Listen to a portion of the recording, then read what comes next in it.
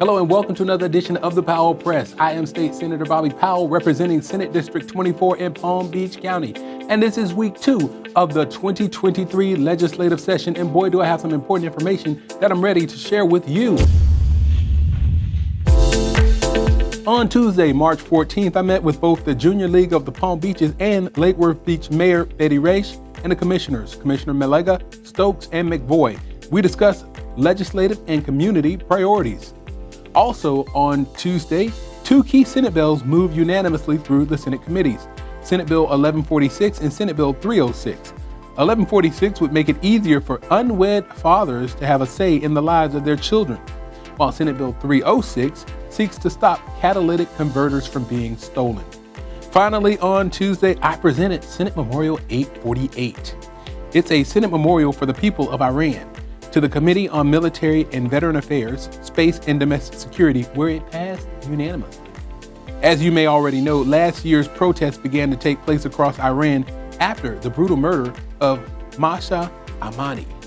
She is a young woman who was killed by the morality police in Iran for not wearing her hijab correctly.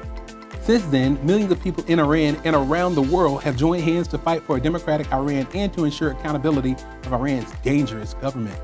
Senate Memorial 848 makes it clear that the people of Florida stand with the people of Iran by urging Congress to take action. On Wednesday, March 15th, I had the pleasure of meeting with the Jewish Association for Residential Care, JARC, a Palm Beach County association that provides housing and services to enable adults with developmental disabilities to live full and meaningful lives.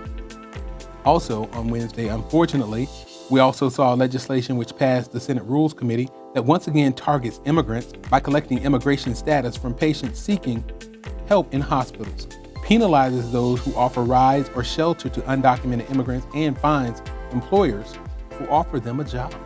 Senate Bill 1718 is one of several measures that we're seeing this year as the governor eyes a challenge and run for the White House against Donald Trump.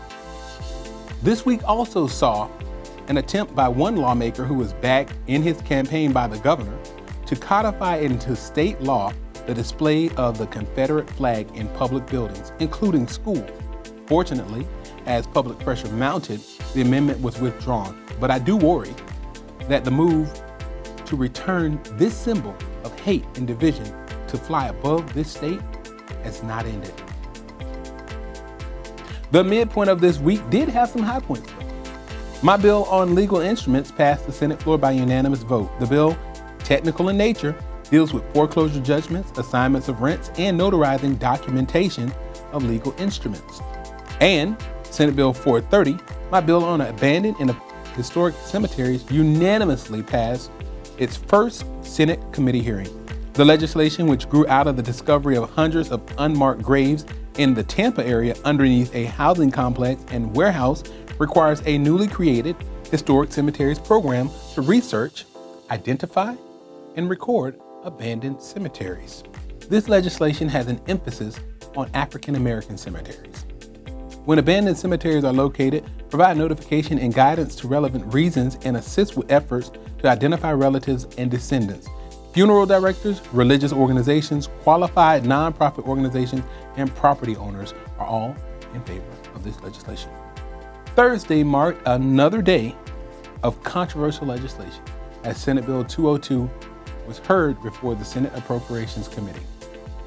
One of the most contentious provisions contained in this bill would provide universal vouchers to students in Florida regardless of where or what type of school they attend, including those being homeschooled. The bill, which I oppose, would give away at a minimum more than $500 million in tax dollars, much of it to religious schools, encroaching on our basic constitutional tenets of separation of church and state. Where is it coming from? How are we doing this? And tell me how this really creates freedom when we're taking over $642 million, up to $1 billion, up to $4 billion. And where is it coming from? We're pushing it away. With that, I close, and unfortunately, I can't support this bill today. It could finally decimate the public school system and free education here in the state of Florida that has been built over generations. ahead to next week. My bill, Senate Bill 678, which has to do with transferring property and providing a new pathway to constructing affordable housing, will be heard by the Committee on Transportation on Monday, March 20th. The Senate will convene on Wednesday once again, on March 22nd, for another legislative session. Floor session, that is. The legislative process is in full swing. And to track legislation that's going on here during the Florida legislative session, and especially here in the Senate, just visit the website at flsenate.gov and then fill in the bill number to see where that bill is at and scroll down to see what the last action was. That's all for this week's edition of the Powell Press. I am State Senator Bobby Powell Jr., reminding you to check us out on Facebook, LinkedIn, Twitter, YouTube, and Instagram. Also, all other forms of social media. You can also Google us and find us everywhere. I believe that a life of service is a life that counts. Join us again next week on week 3 of the 2023 legislative session. We're going to bring you all the information as closely as possible directly to you, because that's what we do. Thank you, and so long, everybody.